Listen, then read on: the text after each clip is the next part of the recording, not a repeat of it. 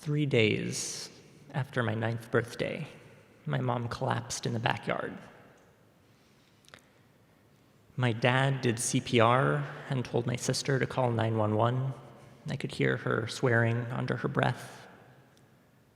We lived in a rural area, and my mom was the only doctor nearby, so it took a long time for the ambulance to get to our house and back to the hospital.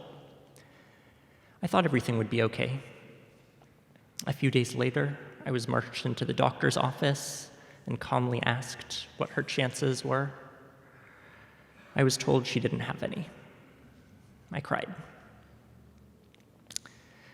My understanding of the world broke. That's what a religious experience is, right? That's what religion's for, to help us try to put the pieces back together when the world breaks. It's probably the only time in my life that I turned to religion looking for answers. I think that was the first time I sat in on a full Jewish service. We said the prayers, but they didn't really mean anything to me. When I asked people there about her death, they gave me answers like, she's in a better place. But Judaism doesn't really believe in heaven or hell, and it seemed like they didn't really even believe what they were saying when I was looking in their eyes. Why do bad things happen to good people? The book of Job asks. My mom was a doctor. She helped people. And she was my mother, and I needed her. I think that somebody said God had a plan, needed her somewhere else. I never read the book of Job until college, and when I did, I was surprised to learn that in that story, bad things happen to good people because God was trying to win a bet. I wanted to see her again, talk to her.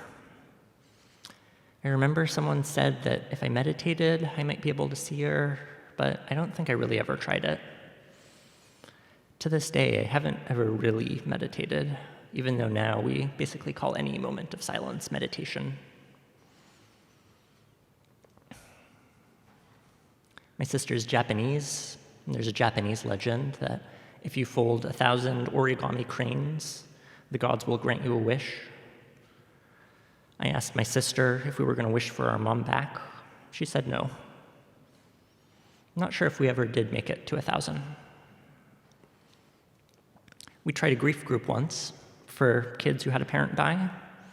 They gave us colored pencils and had us draw our emotions. Guess it might have helped some people. So my world broke.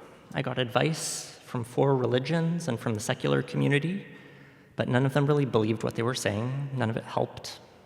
I think the only useful advice I got was that I could focus on my schoolwork, but most people seem to want to take that away from me, let me stay home from school, give me some unwanted time to mourn.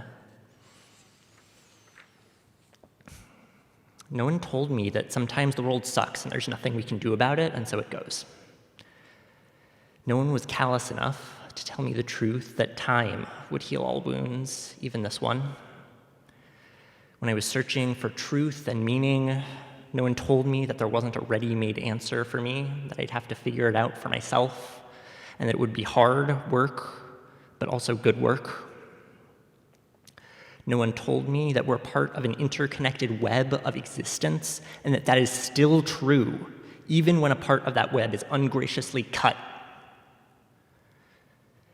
No one told me that we each can bring our sparks of joy and life and dignity into the world and help those around us and fight the suffering, and that my mom did that in her life, and that when I figured out my purpose, I would too.